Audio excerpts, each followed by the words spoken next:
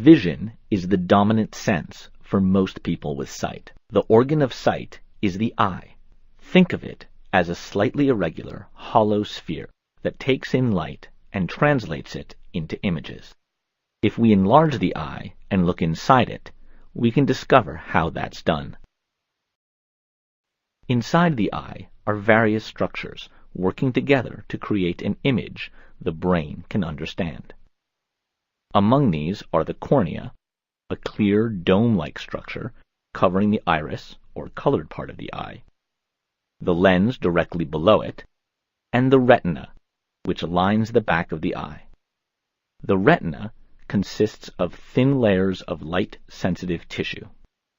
This candle can help us understand how the eye captures images and then sends them to the brain. First, the candlelight passes through the cornea. As it does, it's bent or refracted onto the lens. As the light passes through the lens, it's bent a second time. Finally, it arrives at the retina, where an image is formed.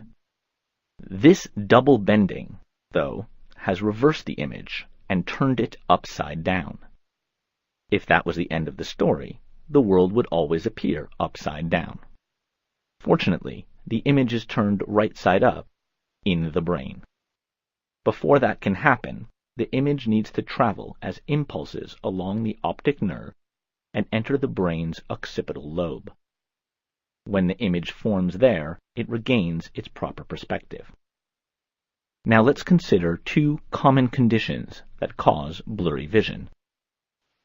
The eye's shape is important for keeping things in focus.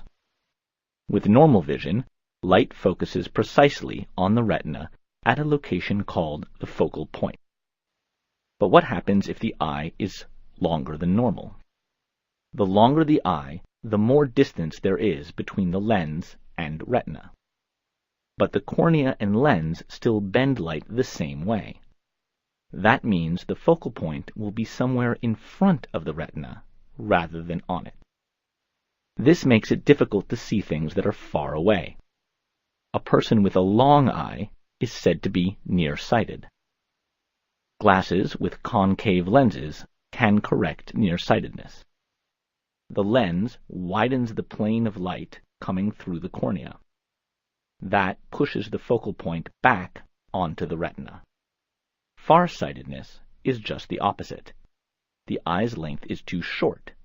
When that happens, the focal point is behind the retina, so it's difficult to see things that are up close. Glasses with convex lenses narrow the plane of light.